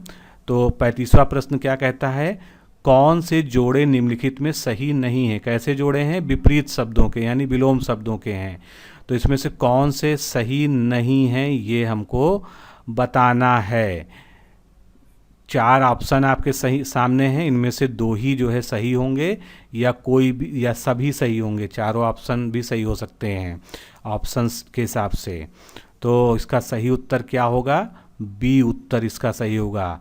विराट का जो है छोटापन नहीं होता है, विराट का क्या होगा? क्षुद्र होगा। और इप्सित का अभीप्सित ना होके अनिप्सित होगा। बाकी साहचर्य का अलगाव और ग्रस्त का मुक्त, ये जो है सही है। तो 2 और 3 सही है, 1 और 4 गलत है और विकल्प के हिसाब से बी ऑप्शन हमारा सही हो गया। विराट का उपयुक्त विलित शब्द क्या होगा? क्षुद्र होगा। इप्सित का अनिप्सित होगा। कुछ और शब्द मैंने आपको दे रखे हैं, इनको ज़रूर पढ़ लीजिएगा ध्यान से। ये देखिए सभी शब्द बहुत ही महत्वपूर्ण है एग्ज़ाम के पॉइंट ऑफ व्यू से, और ये एग्जाम्पल्स एक बार पढ़ लीजिएगा एग्ज़ाम में जाने से पहले, बहुत ही ज़रूरी हैं। चलिए 36वां प्रश्न हल करते हैं। कौन सा शब्द दाता का विपरीतार्थक नहीं है? यानी 3 शब्द ऐसे हैं जो दाता के विलोम है, एक ही शब्द है जो दाता का विलोम नहीं है। वो कौन सा है? दाता का विलोम हो जाएगा सूम, याचक, ग्रहीता। अदलित जो है दलित का होता है। तो इस तरह से डी ऑप्शन हमारा करेक्ट हो जाएगा। काफ़ी आसान प्रश्न था। तो सूम, याचक व ग्रहीता तीनों ही दाता के विलोम शब्द हैं। अदलित जो है दलित शब्द का विपरीतार्थक शब्द है। अब एग्जाम्पल्स पर ध्यान दीजिएगा, एग्जाम्पल्स आपके सामने हैं, इनको समय से निकाल कर पढ़ लीजिए, महत्वपूर्ण है सभी एग्जाम पॉइंट ऑफ व्यू से। और हम अगला प्रश्न अपना लेते हैं 37वां प्रश्न। संकीर्ण का विलोम शब्द इसमें से कौन सा है? संकीर्ण का विलोम शब्द, जल्दी से उत्तर दीजिए। आसान प्रश्न है, इसमें कोई भी कन्फ्यूजन नहीं हो सकती है आपको। हालांकि कन्फ्यूजन के लिए इसमें शब्द डाले गए हैं उससे मिलते जुलते, लेकिन आप अगर ध्यान से सोचेंगे तो आप सही विकल्प पर सीधे पहुंच जाएंगे।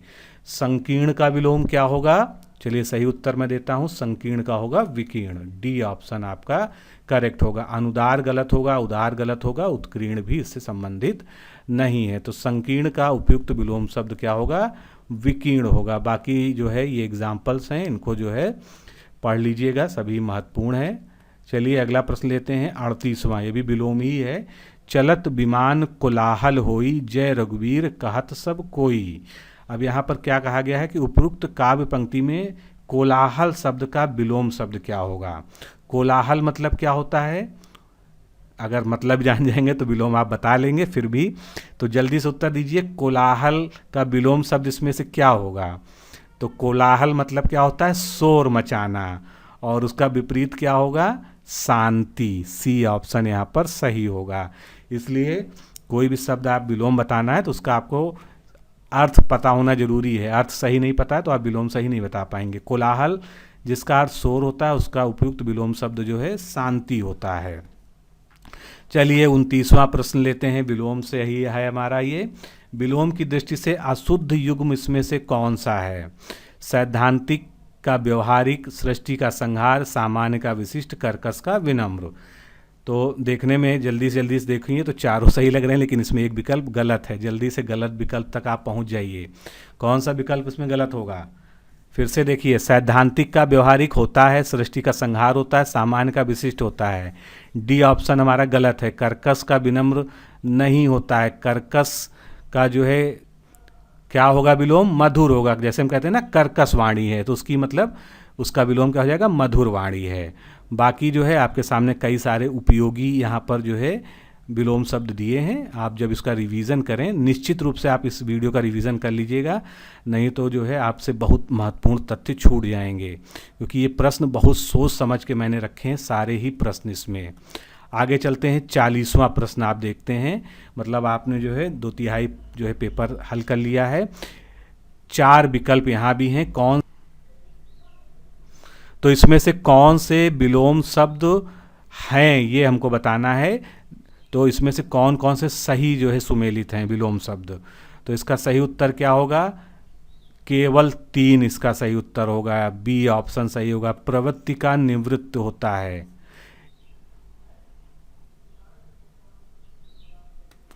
अब ये कैसे हुआ इसको देख लीजिए। रिजु जो हमारा पहला ऑप्शन था उसका उल्टा क्या होगा? वक्र होगा। अल्पज्ञ मतलब कम जानने वाला, तो उसका उल्टा सर्वज्ञ होगा।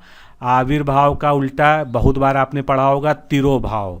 तो ये तीनों ही गलत थे। केवल सही कौन सा था? प्रवृत्ति और निवृत्ति वाला सही था। रिजु, सरल, अल्पज्ञ, आविर्भाव ये तीनों ही यहाँ पर गलत थे। और जो एग्जाम्पल्स आपको दिए गए हैं महत्वपूर्ण उदाहरण, इनको जरूर पढ़ लीजिएगा। चलिए 41वां प्रश्न लेते हैं। अब आ गया वर्तनी शुद्धि। यहाँ पर आपको बहुत विशेष ध्यान रखना है दोस्तों, इसी में जो है सबसे ज़्यादा आप लोग गलतियाँ करते हैं। तो इन 10 प्रश्नों का बहुत सोच समझ के जवाब दीजिएगा कि इसमें से कौन सी वर्तनी शुद्ध है। शुद्ध वर्तनी शब्द इसमें से कौन सा है उसको आपको पहचानना है। उन्नतशील, निर्दोषी, सौभाग्यशील और सर्वोत्तम, इसमें से किसकी एक वर्तनी शुद्ध है, ये जो है हमको देखना है। तो इसका सही उत्तर चलिए बता देते हैं। आपका समय अब समाप्त हो रहा है, 1 मिनट लगभग आपने समय ले लिया है। इसमें सही वर्तनी कौन सी होगी? सर्वोत्तम की वर्तनी शुद्ध है, बाकी सब गलत है। कैसे गलत है इसको जान लीजिए। उन्नतशील की जगह उन्नतिशील होता है, ता पर छोटी की मात्रा आएगी। निर्दोषी शब्द गलत होता है, इसकी जगह निर्दोष शब्द होता है। दोगुना का दुगुना, और सौभाग्यशील का सौभाग्यशाली होता है, ना कि सौभाग्यशील होता है। फिर दोपहर का दोपहर, निर्गुणी का निर्गुण, तीन गुना का तिगुना, और कृतघ्नि का कृतघ्न होता है। तो उसके अलावा जो है सभी में क्या थी? समास संबंधी जो है अशुद्धियाँ थी, जो ऊपर हमने पढ़ा। ये और उदाहरण हैं, इनको ध्यान से पढ़ लीजिएगा। ये सारे ही वर्तनी वाले उदाहरण बहुत ही ध्यान से आपको पढ़ने चाहिए। आगे चलते हैं। निम्नलिखित में से किस विकल्प में उपसर्ग संबंधी अशुद्धि वाले शब्द दिए हैं? यानी उसमें उपसर्ग की गलती है। गलती सभी चारों ऑप्शन में हो सकती है, लेकिन हमको इसमें पकड़ना क्या है? उपसर्ग वाले जो है, जो वर्तनी अशुद्धि है, उसको पकड़ना है। तो इसका सही उत्तर क्या होगा? अचाहा और अपड़, क्योंकि ये दोनों जो है इसमें उपसर्ग का गलत प्रयोग हुआ है। अचाहा की जगह क्या होना चाहिए था? अनचाहा होना चाहिए था। इसी तरह अपड़ की जगह अनपढ़ होना चाहिए था। बाकी जो है कोई भी किसी में और गलती इस तरह की उपसर्ग वाली नहीं थी। अब इसको समझ लीजिए। अचाहा और अपड़ क्या होना चाहिए था? अनपढ़ होना चाहिए था, और अनचाहा होना चाहिए था। इसमें उपसर्ग संबंधी गलती हैं। अब बाकी गलतियां भुजंगनी और गोपनी, ये भी गलत हैं। इसमें इसका सही क्या होगा? भुजंगी और गोपी होगा। इसमें क्या है? प्रत्यय संबंधी गलती है। अंतरसाक्ष्य और सतानंद गलत है। अंतःसाक्ष्य और सदानंद होना चाहिए। इसमें संधि शब्द अशुद्धि है। और उनखा और चखते, तो इसकी जगह उनखा और चकत्ते होना चाहिए था। इसमें अल्प प्राण के स्थान पर महाप्राण व्यंजन की अशुद्धि है। तो अशुद्ध चारों ही थे, लेकिन हमको इसमें उपसर्ग वाले पकड़ने थे। बाकी आपने और भी उदाहरण देख लिए कि कौन कौन क्यों क्यों गलत हैं। चलिए 43वां प्रश्न ले लेते हैं। धीरे धीरे हम लोग जो है मॉक टेस्ट की समाप्ति की ओर बढ़ रहे हैं। तो धातुओं के नाम प्रायः पुल्लिंग होते हैं, लेकिन ऐसी कौन सी धातु है जो इसका अपवाद है, यानी उसका स्त्रीलिंग में हम प्रयोग करते हैं? सीधा सा मतलब इस प्रश्न का यही हुआ। और ये बहुत ही उपयोगी है, क्योंकि जब इससे आप सेंटेंस क्रिएट करते हैं तो वो जो है उसमें स्त्रीलिंग शब्द आना चाहिए। अगर धातु समझ के आप उसको पुल्लिंग शब्द बना देंगे, पुल्लिंग उसमें यूज़ कर देंगे, तो वो पूरा का पूरा वाक्य अशुद्ध हो जाएगा। इसीलिए इस प्रश्न को यहाँ रखा गया है। तो कौन सी धातु जो है पुल्लिंग का अपवाद है? चांदी, बिल्कुल सही उत्तर होगा चांदी। चांदी जो है स्त्रीलिंग होती है। और जैसे कि सोना है, तांबा है, पीतल है, लोहा, ये सभी क्या है? ये सभी जो है पुल्लिंग शब्द होते हैं, जो कि चांदी यहाँ पर अपवाद था। अगला प्रश्न, शुद्ध वाक्य को पहचानिए। चारों वाक्यों में एक ही वाक्य शुद्ध है दोस्तों। कौन सा वाक्य शुद्ध है? एक एक को ध्यान से पढ़ लीजिए, आपको गलती खुद ही दिख जाएगी, और जो सही होगा वो आप बता देंगे। चलिए पढ़ते हैं। यहाँ अशोभनीय वातावरण उपस्थित है। उसने शीशा तोड़ा और भाग गया। वह यहाँ आए बिना नहीं रह सकता है। यह बात कदापि भी सत्य नहीं हो सकती है। अब इसमें से कौन सा जो है शुद्ध वाक्य है जिसमें कोई गलती नहीं है? तो वो वाक्य है सी।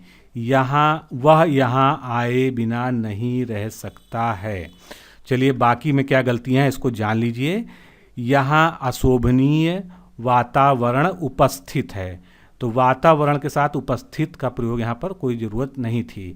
यहाँ पर अशोभनीय वातावरण है, इतने में ये करेक्ट हो जाता। फिर उसने शीशा तोड़ा और भाग गया, तो इसका क्या होना चाहिए था? वह शीशा तोड़कर भाग गया। अगर ऐसे लिखा होता तो ये सही हो जाता। यह बात कदापि भी सत्य नहीं हो सकती, तो कदापि और भी कभी एक साथ प्रयोग नहीं होगा। भी को हम यहाँ पर काट देंगे। यह बात कदापि सत्य नहीं हो सकती, तो ये जो है हमारा सही हो जाता। चलिए अगला प्रश्न देख लेते हैं। यहाँ पर शुद्ध वाक्य को इसमें भी पहचानना है। चारों वाक्यों में से कौन सा एक वाक्य शुद्ध है? बहुत ध्यान से पढ़िए, गलती आपको दिख जाएगी कि क्या गलती है।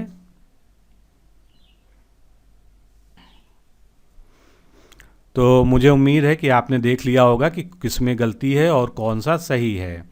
तो इसका सही उत्तर बताते हैं, पुस्तक विद्वता पूर्वक लिखी गई है। सी ऑप्शन हमारा ठीक है। पुस्तक विद्वानी से लिखी गई गलत है, पुस्तक विद्वता पूर्ण लिखी गई ये भी गलत है, और पुस्तक बुद्धिमानी द्वारा लिखी गई ये भी गलत है। केवल सही क्या है, पुस्तक विद्वता पूर्वक लिखी गई है। कुछ और शुद्ध अशुद्ध वाक्यों के उदाहरण मैं आपको जो है पढ़ने के लिए दे रहा हूँ, इसको आप पढ़ लीजिएगा समय निकाल कर। जब आप इस वीडियो को देख लें उसके बाद एक बार जब रिवाइज करेंगे तो इसको निश्चित रूप से जो है पढ़ लीजिएगा। चलिए इसको देख लीजिए आप जो है। अगला प्रश्न हम मूव करते हैं, 46वां देखते हैं। कविता की राम कहानी पुस्तक निर्माण आशीष कुमार ने की है, ये पहला सेंटेंस है। दूसरा है, कविता की राम कहानी नामक पुस्तक के लेखक कुमार आशीष हैं। अब इसमें से कौन सा वाक्य सही है, दोनों में से हमको बताना है।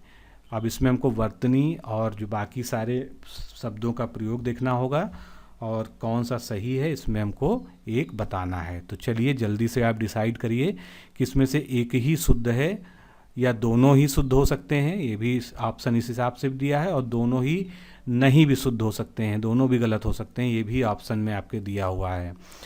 तो इसमें से सही क्या है उत्तर, इसमें से सही उत्तर है हमारा बी, केवल दूसरा नंबर वाक्य सही है। कविता की राम कहानी, ये क्या हो गया, पुस्तक का नाम हो गया, नामक पुस्तक के लेखक कुमार आशीष हैं। क्योंकि पुस्तक का निर्माण नहीं किया जाता, पुस्तक की रचना की जाती है या उसका लेखन किया जाता है, इसलिए केवल जो है दूसरा इसमें सही है। चलिए 47वां प्रश्न लेते हैं। इसमें भी शुद्ध वाक्य का चयन करना है, एक ही वाक्य इसमें शुद्ध है और उसका हमको चयन करना है कि किस जो है इसमें क्या क्या सही है।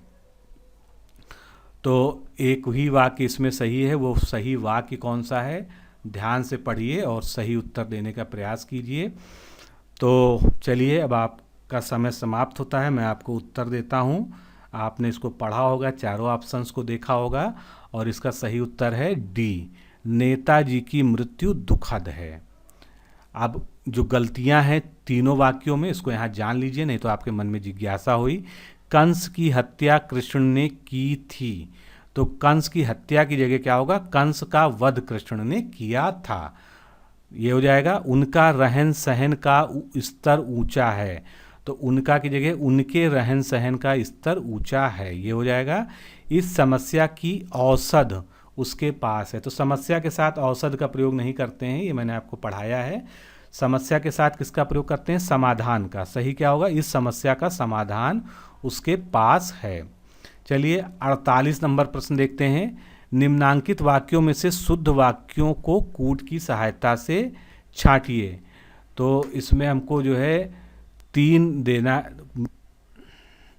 तीनों विकल्पों में से हमको देखना है कि कौन से सही हैं कौन से गलत हैं, और हमको इसमें से क्या करना है, चारों विकल्पों में से शुद्ध वाक्य जो हैं उनको छांटना है, कौन कौन से शुद्ध हैं। और जैसा कि आप विकल्प देख रहे हैं, कोई दो ही वाक्य इसमें शुद्ध हैं, ये भी ध्यान दीजिएगा।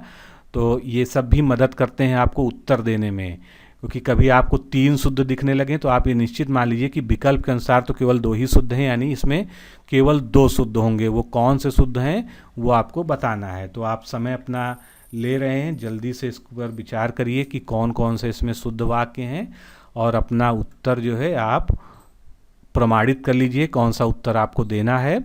अब मैं आपको बताने जा रहा हूँ इसका सही उत्तर। इसका सही उत्तर है बी, 1 व 4 इसमें सही है। कैसे, इतने में कोई लपक कर आया और धक्का देकर चला गया। फिर 1 गाय 2 घोड़े और 1 बकरी मैदान में चर रही है।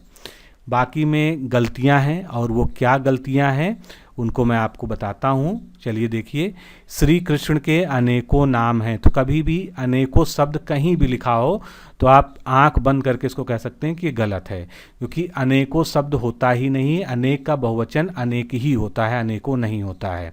तो श्री कृष्ण के अनेक नाम हैं।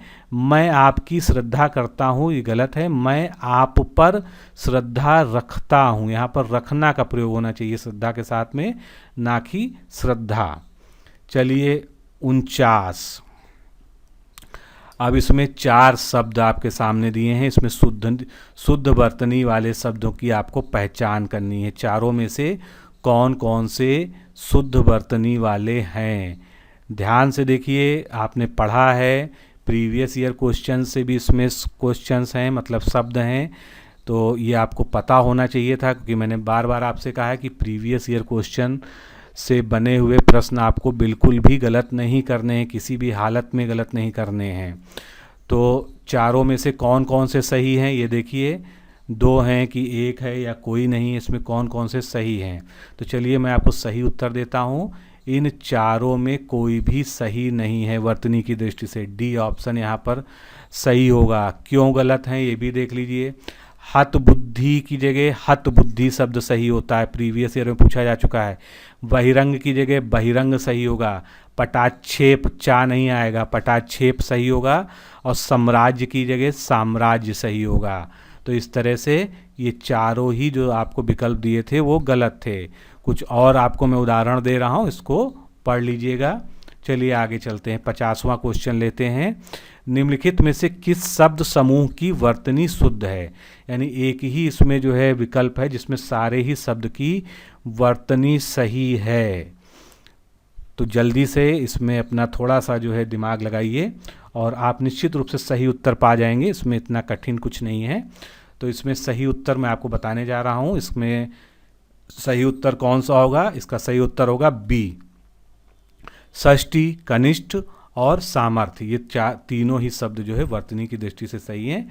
बाकी जितने भी विकल्प हैं सभी में दिए गए शब्द गलत हैं। अब उन सभी शब्दों में शुद्ध रूप हमको यहाँ पर जाना आवश्यक है। कठिनाइयाँ, बड़ी की मात्रा नहीं होगी, छोटी लगेगी, तब ये सही होगा। तिथि की जगह तिथि, ईंधन की जगह ईंधन, बड़ी की मात्रा आएगी। तूफान ना होके सही शब्द क्या होगा? तूफान। अनुसूचित की जगह अनुसूचित होगा। मटमेले की जगह मटमैले होगा। सेना गलत है, सेना होगा। ज्योत्सना बहुत बार एग्जाम में पूछा गया है, इसमें ध्यान रखिएगा, आधा ता और आधा सा आता है। परिशिष्ट, ठा की जगह टा होना चाहिए, यहाँ टाइपिंग मिस्टेक हमारे यहाँ भी हो गई, परिशिष्ट। तो इस तरह से ये जो है यहाँ पर सही होगा। तो ये सारे ही विकल्प ध्यान से देख लीजिए। चलिए आगे चलते हैं, 51 नंबर क्वेश्चन देखते हैं। अब विशेषण और विशेष्य की बारी आ गई। निम्नलिखित में से विशेषण शब्दों को आपको चुनना है। कौन से शब्द विशेषण हैं, क्योंकि उसके अलावा जो शब्द होंगे वो विशेष्य होंगे। तो विशेषण शब्द इसमें से कौन से हैं वो आपको देखना है। और सही युग्म कौन सा है, यानी जो विकल्पों का सही युग्म है। और इसमें आप विकल्पों से ये भी देख पा रहे होंगे कि केवल 3 ही शब्द इसमें विशेषण हैं और बाकी जो है अन्य हैं। तो विशेषण कौन से हैं, केवल उतने ही आपको छांटने हैं। तो चलिए अब आपका उत्तर दे लीजिए जल्दी से, समय आपका हो रहा है। इसका सही उत्तर क्या होगा? बी ऑप्शन इसका सही होगा। हवाई, बर्फीला और साध्य, ये कैसे शब्द हैं? ये सभी विशेषण हैं। अब इनको विशेष और विशेषण के रूप में भी देख लीजिए। विशेष शब्द क्या है? संपत्ति, और उसका विशेषण हो जाएगा संपन्न। हवा का हवाई, संपादक का संपादकीय, शहादत का शहीद, बर्फ का बर्फीला, साधन का साध्य। और इसके अलावा बाकी जो है आपके सामने कुछ उदाहरण मैं आपको दे रहा हूँ, जिसको आपको पढ़ लेना है, अच्छे से याद कर लेना है। इनसे भी प्रश्न निकल कर आ सकता है। अगला प्रश्न देखेंगे अब 52 नंबर। सूची 1 और सूची 2 का हमको मिलान करना है, यानी विशेषण किस प्रकार का है इस वाक्यांश में, ये हमको सुमेलित करना है सामने दिए गए सूची से। तो इसको अगर आप ध्यान से सोचेंगे तो पहले आपको वाक्यांश में ये देखना पड़ेगा कि कौन सा शब्द इसमें विशेषण है, फिर ये देखना होगा कि वो किस प्रकार का विशेषण है। तो इसका सही उत्तर जो है उसी अनुसार आप लगा पाएंगे। तो अपना सही समय ले लीजिए। थोड़ा सा इसमें आपको समय ज़्यादा लग सकता है, लेकिन बिल्कुल सोच विचार कर आप उत्तर दीजिए। मैं आपको जो है समय दे रहा हूँ कि आप जो है इसमें बिल्कुल सोच लीजिए और सोच समझ कर आराम से उत्तर दीजिए। कोई जल्दी नहीं है, क्योंकि माइनस मार्किंग का भी आपको ध्यान रखना है, गलती करने की संभावनाएं बहुत कम रहें आपके सामने। तो चलिए सूची 1 और सूची 2 को हम मिलाते हैं, और मैं मिलाता जाता हूँ। पहले मैं उत्तर नहीं बताता हूँ, पहले मैं आपका मिलान करके ही दिखा देता हूँ। मद्रासी लड़का किधर गया। अब यहाँ पर मद्रासी शब्द क्या है, गुणवाचक विशेषण है, ठीक है। सवा सेर गेहूं लाइए, गेहूं की मापतौल बताई जा रही है, तो क्या हो जाएगा, ये परिमाणवाचक हो जाएगा। हर एक को यह कार्य करना चाहिए, अब यहाँ पर क्या है, हर एक, यानी हर एक, प्रत्येक, ये कैसा है, तो ये जो है आपका संख्यावाचक हो गया। वह लड़की जा रही है, तो लड़की के बारे में बताया जा रहा है कि वह, यानी यहाँ पर सर्वनाम जो है विशेषण की तरह कार्य कर रहा है, यानी ये क्या हो जाएगा, सार्वनामिक विशेषण हो जाएगा। दोस्तों डी उत्तर आपका सही होना चाहिए। कितने लोगों ने डी उत्तर दिया है ये आप जो है देख लीजिएगा। तो अब यहाँ पर सभी के बारे में डिस्क्रिप्शन दिया है, आप इसको पढ़ लीजिएगा, क्योंकि समय जो है थोड़ा ज़्यादा हो रहा है एग्ज़ाम के हिसाब से जो है, लेकिन विशेषण और विशेष से महत्वपूर्ण है, इसका डिस्क्रिप्शन भी आपको जानना चाहिए। डिस्क्रिप्शन को आप पढ़ लीजिएगा, तभी जो है आपके एग्ज़ाम में जो है जो आप उत्तर देंगे उसमें आप क्लैरिटी रख सकेंगे, ठीक है। चलिए उसी प्रकार का एक अगला प्रश्न लेते हैं। निम्नलिखित में से असंगत विकल्प का चयन कीजिए, यानी एक तरफ जो है कुछ विशेषणों के प्रकार दिए हुए हैं और उनके उदाहरण दिए हुए हैं उनके सामने, इसमें कौन सा उदाहरण गलत है ये हमको देखना है। तो गणनावाचक में सवा, ढाई, साढ़े तीन, ये तो ठीक लग रहा है। क्रमवाचक में तीसरा, चौथा, पांचवा, ये भी ठीक लग रहा है। इसमें गलत कौन सा है, सी इसमें सही उत्तर होगा, यानी जो गलत जोड़ा है असंगत विकल्प है। आवृत्तिवाचक जो है दो, सवा, सवा, प्रत्येक नहीं होता है। आवृत्तिवाचक कैसे होता है, 2 गुना, 3 गुना, 5 गुना, ये सभी जो है आवृत्तिवाचक होते हैं। जहाँ पर जो है, तो सीधे मैं आपको डिस्क्रिप्शन दिखा देता हूँ। आवृत्तिवाचक दुगुना, तिगुना, चौगुना, ढाई गुना, 10 गुना, ये सभी जो है आवृत्तिवाचक होते हैं, यानी ये फ्रीक्वेंसी का बोध कराते हैं कि जो है जो मापतौल है उसकी फ्रीक्वेंसी क्या है। और ये आप जो है मैं आपके सामने डिस्प्ले कर रहा हूँ, इसको आप जो है बाद में पॉज करके पढ़ भी सकते हैं, क्योंकि अगर आपका कॉन्सेप्ट नहीं क्लियर है तो क्लियर हो जाएगा। निश्चित संख्यावाचक, अनिश्चित, फिर गणनावाचक में पूर्णांक बोधक, अपूर्णांक बोधक, फिर क्रमवाचक, आवृत्तिवाचक, समुदायवाचक, प्रत्येक बोधक, तो ये सबको पढ़ लीजिएगा। आगे चलते हैं, 54 नंबर प्रश्न देखते हैं। हर आदमी में होते हैं 10-20 आदमी, जिसको भी देखना हो कई बार देखना। अब इसको थोड़ा समझ लिए, कुछ आपको अजीब सा प्रश्न लग रहा होगा। तो उपर्युक्त में रेखांकित शब्द किस विशिष्ट प्रकार के विशेषण को इंगित करता है। रेखांकित क्या है, हर आदमी। तो उपर्युक्त में रेखांकित शब्द किस प्रकार के विशेषण को इंगित करता है, यानी इसमें जो हर का प्रयोग हुआ है आदमी के लिए, वो किस प्रकार का विशेषण है। अब प्रश्न आपके लिए आसान हो गया है।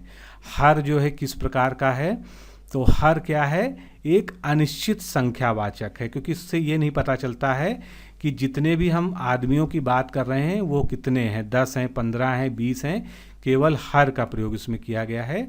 तो ये जो है एक अनिश्चित संख्यावाचक विशेषण का उदाहरण है। चलिए 55 नंबर प्रश्न देख लेते हैं।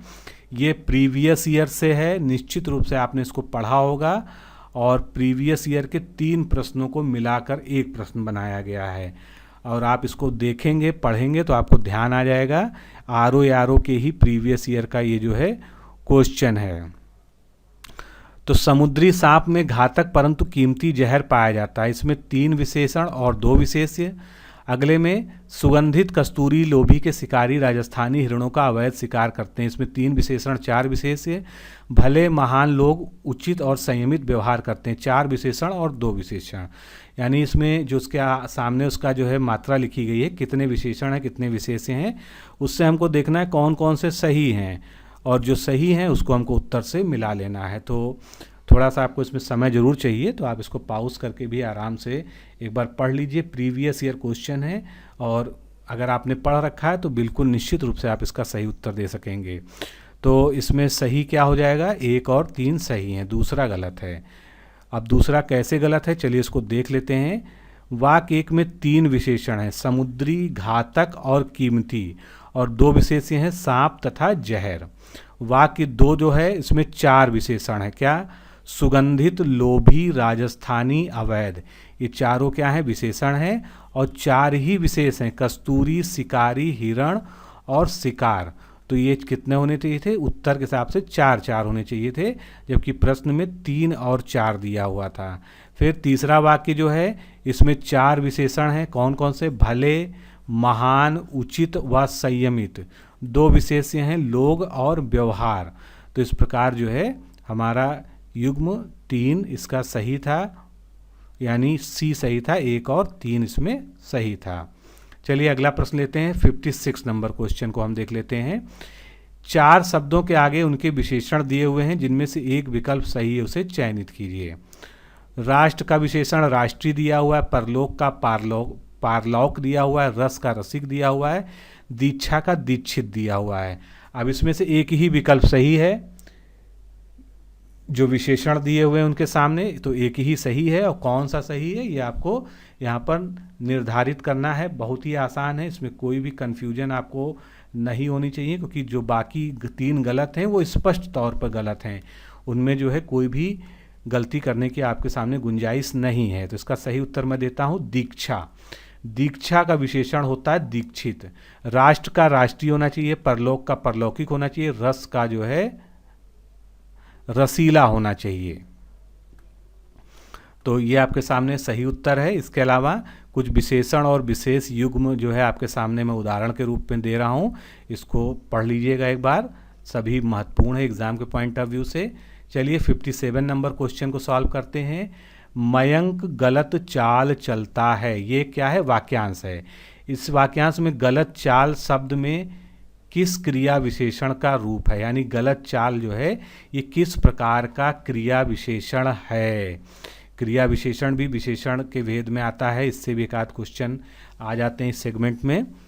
तो गलत चाल चलना किस प्रकार का जो है क्रिया विशेषण का उदाहरण है, ये आपको बताना है। बहुत ही अच्छा प्रश्न है अगर देखा जाए, और मैंने सब आपको बहुत अच्छे से विस्तार में पढ़ाया है। गलत चाल जो है एक रीतिवाचक क्रिया विशेषण है, यानी चलने की वो रीति बता रहा है, चलने का वे बता रहा है, चलने की पद्धति बता रहा है। तो रीतिवाचक क्रिया विशेषण के उदाहरण है डी ऑप्शन, ये सही होगा। अब रीतिवाचक में और कौन कौन से होते हैं, जैसे कि धीरे धीरे, जल्दी, ऐसे, वैसे, कैसे, सुखपूर्वक, ध्यानपूर्वक, शांतिपूर्वक, ये सभी जो है रीतिवाचक क्रिया विशेषण के उदाहरण हैं। देख लीजिए यहाँ पर और उदाहरण इसके दिए हुए हैं जो रीतिवाचक के साथ में आपको दिए हुए हैं, इनको ध्यान से पढ़ लीजिए। चलिए 58 नंबर क्वेश्चन देख लेते हैं। निम्नलिखित मिश्र वाक्यों में कौन सा विशेषण उपवाक्य है? इसमें से एक विशेषण उपवाक्य है, वो हमको यहाँ पर पहचानना है। तो चारों वाक्यों को पढ़िए, आपको पता चल जाएगा कि एक जो है ऐसा उपवाक्य है जिसमें विशेषण का जो है प्रभाव ज़्यादा है, वो विशेषण उपवाक्य के रूप में दूसरा एक उपवाक्य जब दूसरे उपवाक्य में आकर संज्ञा या सर्वनाम की विशेषता को प्रकट करता है तो वो क्या हो जाता है? विशेषण उपवाक्य हो जाता है। चलिए मैंने आपको परिभाषा भी बता दी। तो जो गौड़ उपवाक्य प्रधान उपवाक्य की संज्ञा या सर्वनाम या संज्ञा पदबंध की विशेषता बताए वो विशेषण उपवाक्य कहलाता है। अब मैंने आपको पूरा हिंट दे दिया, अब आपको सही उत्तर में बता देता हूँ। Lucknow, B option. लखनऊ जो उत्तर प्रदेश की राजधानी है, एक ऐतिहासिक नगर है। अब इसमें देख रहे हैं आप जो है सब एक दूसरे से जुड़े हुए उपवाक्य हैं, एक मुख्य है, एक गौड़ है, और एक दूसरे की विशेषता बता रहे हैं, इसी वजह से जो है ये विशेषण उपवाक्य है। तो उसका उत्तर हमारा बी सही हो गया। कुछ और उदाहरण देख लीजिए, आपको समझ में आ जाएगा कि वह अभ्यर्थी जो कल अनुपस्थित था बीमार है।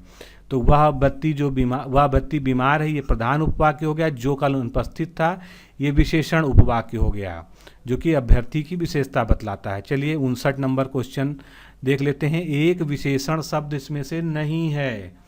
कौन सा इसमें से एक विशेषण शब्द नहीं है? ध्यान से पढ़िए, अभी आपको समझ में आ जाएगा। विशेष विशेषण जो आपने पढ़ा है उसको थोड़ा सा दिमाग लगाकर रिवाइज करिए। यहाँ पर इसमें से एक विशेषण नहीं है, यानी वो क्या है? विशेष्य है। तो एक विशेष शब्द इसमें से हमको छांटना है, वो कौन सा है? विशेष शब्द इसमें से कौन सा हो जाएगा जो विशेषण नहीं है? डी, स्वाद। स्वाद का विशेषण क्या होना चाहिए था? स्वादिष्ट होना चाहिए था। स्वाद क्या है? स्वाद स्वयं में एक विशेष्य है, बाकी सभी जो है विशेषण हैं।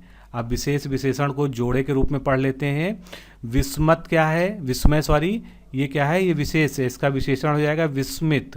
भक्ति का भक्त हो जाएगा। बोझ का विशेषण बोझिल हो जाएगा। लेकिन स्वाद जो है ये विशेष है, इसका स्वादिष्ट हो जाएगा। कुछ और एग्जाम्पल्स आपके रिवीजन के लिए जिसको आप देख लीजिएगा, बहुत ही महत्वपूर्ण है ये सभी एग्जाम्पल्स। ये देखिए, इनको जो है आप जब रिवाइज करिएगा इस वीडियो को तो ज़रूर देख लीजिएगा। अब आपके जो है 60वां क्वेश्चन, जो आज का अंतिम क्वेश्चन है, और इसमें हमको क्या बताना है, शताब्दी में किस प्रकार का विशेषण है। इसमें विशेषण का प्रकार बताना है। तो निश्चित रूप से ये संख्यावाचक तो है ही है, संख्यावाचक में भी निश्चित होते हैं, अनिश्चित संख्यावाचक होते हैं, फिर उसमें और भेद होते हैं, गणनावाचक, क्रमवाचक, आवृत्तिवाचक, समुदायवाचक, प्रत्येकवाचक, समुच्चयवाचक। अब इन सब में जो है शताब्दी क्या है, शताब्दी जो है एक समुच्चयवाचक है, क्योंकि ये जो है एक समुच्चय प्रदर्शित कर रहा है। 100 वर्षों का समूह, 100 वर्षों का समूह को हम क्या कहते हैं, शताब्दी कहते हैं। तो ये क्या है, समुच्चयवाचक है। तो शताब्दी जो है संख्यावाचक विशेषण के अंतर्गत आने वाला समुच्चयवाचक विशेषण है। जिन विशेषण शब्दों से संख्या का बोध होता है उन्हें संख्यावाचक विशेषण कहते हैं। और संख्यावाचक विशेषण के दो भेद होते हैं, निश्चित संख्यावाचक और अनिश्चित संख्यावाचक। अब इनका जो है आप देख लीजिए उदाहरण, जो है गणनावाचक, क्रमवाचक, आवृत्तिवाचक, समुदायवाचक, प्रत्येकवाचक, समुच्चयवाचक। समुच्चयवाचक अगर आपको नहीं पता था तो इसके उदाहरण देख लीजिए, दर्जन यानी 12 का समूह, जोड़ा 2 का समूह, बत्तीसी यानी 32 का समूह, शताब्दी यानी 100 का समूह। तो दोस्तों ये जो है एक मॉक टेस्ट था कंप्लीट। और अगर आप इसको प्रीमियर में यानी लाइव में दे रहे हैं तो अभी अपना स्कोर मत बताइएगा, वीडियो को ख़त्म हो जाने दीजिए। वीडियो जब अपलोड हो जाएगा यानी जब लाइव ख़त्म हो जाएगा तब अपना स्कोर कमेंट करिएगा, क्योंकि अगर आप जो है अभी कमेंट कर देंगे तो वो मुझे बाद में नहीं दिखेगा। वो प्रीमियर के समय जो कमेंट होता है वो बाद में रिमूव हो जाता है, वो कमेंट नहीं रहता है। तो इसको आपको वीडियो अपलोड होने के बाद यानी मेरी जो है लाइव ख़त्म होने के बाद ही आपको बताना है।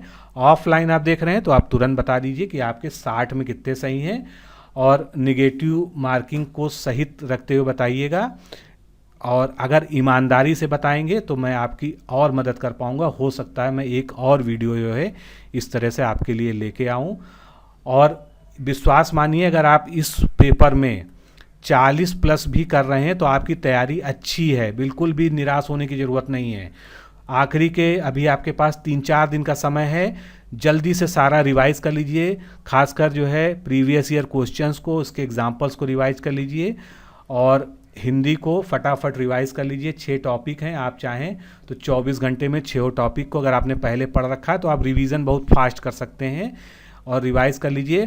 45 प्लस अगर आप ला रहे हैं माइनस मार्किंग के बाद तो आप सफलता के बहुत करीब हैं। आप निश्चित रूप से बहुत अच्छा स्कोर कर रहे हैं, और 50 प्लस वालों को तो मैं एक्सीलेंट कहूँगा, बहुत अच्छी बात है।